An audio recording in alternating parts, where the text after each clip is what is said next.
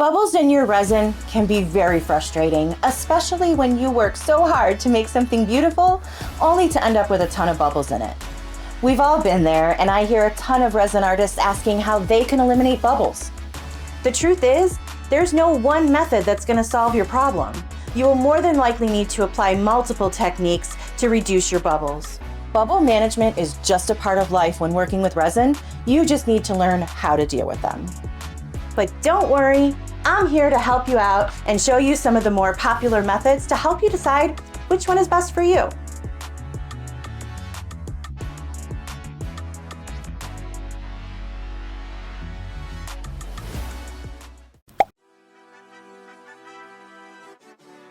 Here are some things you need to know before we get started with bubble management. There is no bubble-free resin that I have seen yet. So many resins state that they're bubble-free. However, when you're mixing and putting in additives, you're introducing air and bubbles into your resin. And sometimes letting it sit to degas naturally will eat up too much of your working time. What type of resin you use matters. There's no one resin for every use. I made a video on the types of resins and their uses, and I'll put that link in the description. For example, when using a deep mold like these Let's Resin skulls and ghosts, you'll want to use a deep pour resin. A deep pour resin is very thin, the pot life and cure times are longer, allowing more time for the resin to degas and release those bubbles. How you store it matters. Store your resin at 70 to 74 degrees because when resin gets cold, it becomes very thick, making it difficult to mix, therefore causing more air to make its way in while mixing. But if you're anything like me and you like your house at a brisk 68 degrees in the summer, what do? You can warm your resin. There are a couple ways that you can do this. You can put your bottles of Part A and Part B in warm water for a few minutes, or use a mug warmer. I like the mug warmer because I can be kind of clumsy and I'm afraid that I'm gonna get water in my resin, and you know that can lead to disaster. I buy my resin in large bottles, so I'll pour my Part A and my Part B into small cups, and then I'll put them on the warmer. You can also do it after the resin is mixed if you want. Just keep in mind that heating the resin does cut into your pot life, so it may cure faster. I use this method with my deep pour resins.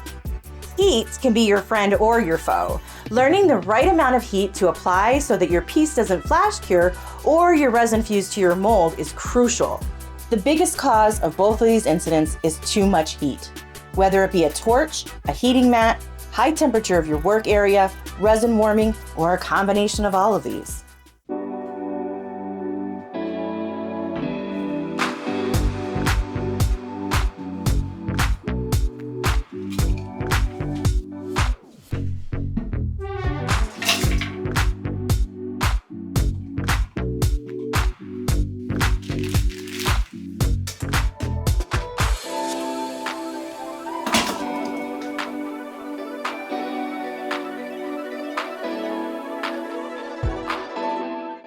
Let's start by debunking a myth.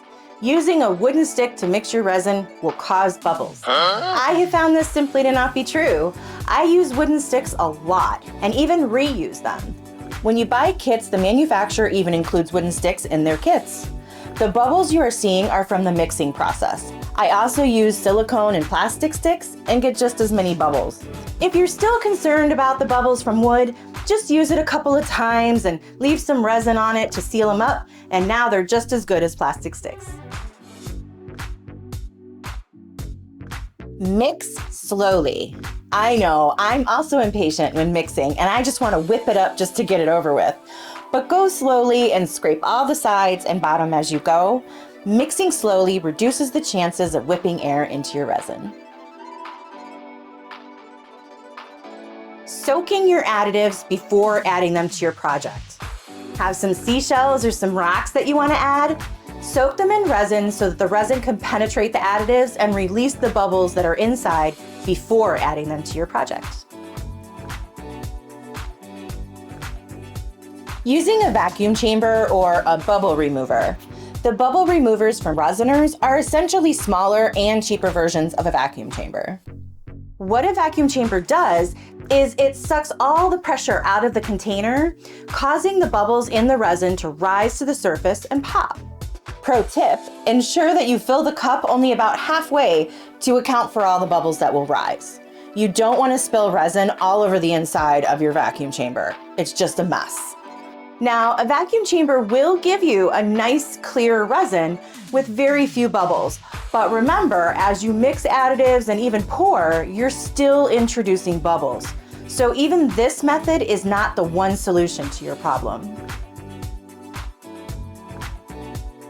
If you have an intricate designed mold, coat the surface first with a thin layer of resin and a silicone brush so that it breaks the surface tension and gets into all those nooks and crannies. Then you can pour the rest of the resin right on top. Pour slowly. This reduces the chance of bubbles by pouring slowly into the lowest part of your mold and letting it fill in.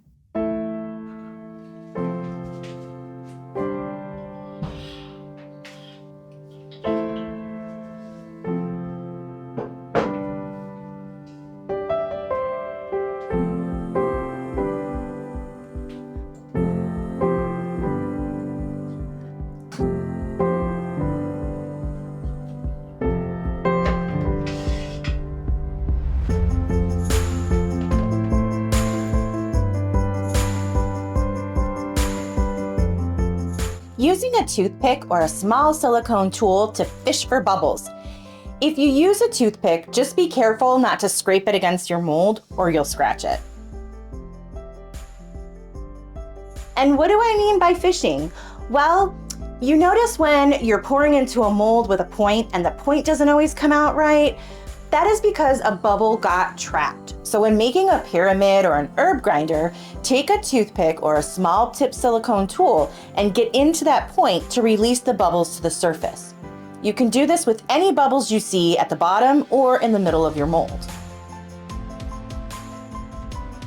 If you have a mold with a tip like the lid of a jewelry box or this heart mold, it could be difficult to get a toothpick in there. So fill it with a bit of resin and then pinch the mold to release the bubbles in the tips and get them to the top to pop. Using heat or 99% isopropyl alcohol. Not at the same time, mind you, that can start a fire. But heat sources like a heat gun, a torch, or long neck lighter, and alcohol can only pop bubbles on the surface. They cannot penetrate far enough down into the resin to get those that are in the middle or at the bottom. So get them to the top and then pop them. Now, I have heard that some people like to spray their mold first with isopropyl alcohol before pouring in the resin. They swear this method prevents bubbles, but I have not had that experience yet, and I warn against using this method as alcohol actually breaks down the silicone over time, and this can shorten the life of your mold. Lastly, my favorite and the most expensive is a pressure pot. A pressure pot is used after you pour into the mold. You place it in the chamber and use an air compressor to add air and pressurize the chamber. A pressure pot doesn't remove bubbles. It simply uses pressure to reduce the size to microscopic levels so you can't see them with the naked eye. The pressure pot is such a time saver and saves aggravation of some of the other methods. Now, I still use some of those other methods before using my pressure pot. For example, I still get a toothpick into the points of my pyramids to get that bubble out before I put it in the pressure pot. But I don't necessarily care about how fast or aggressive I mix or use nearly as much heat. I also don't need to go through every single one of these methods trying to get all the bubbles out. The machine does so much of the work for you.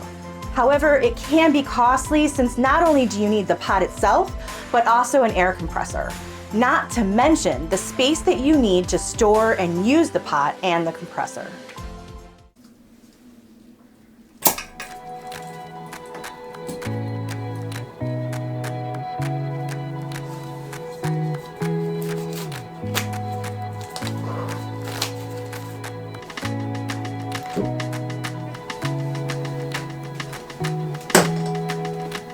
So which method should you use? At the end of the day, you just need to practice and figure out which of these methods are best for you. Experiment, have fun, and start small. My advice is to start with some of the free economic options like toothpicks, heat, and mixing slowly. These may be enough for you and your budget. Then, if you still need more, try the advanced options like the vacuum chamber and pressure pot. I hope you found value in today's video. If you did, I greatly appreciate the thumbs up. And if you're new here, I hope I've earned your subscription. Let me know down in the comments what your favorite method is. With patience and precision, you can conquer the bubbles. Each piece can now gleam with clarity, a testament to the dedication and skill poured into every creation. So now that you've burst the bubble challenge, what will you create next? Thanks for watching.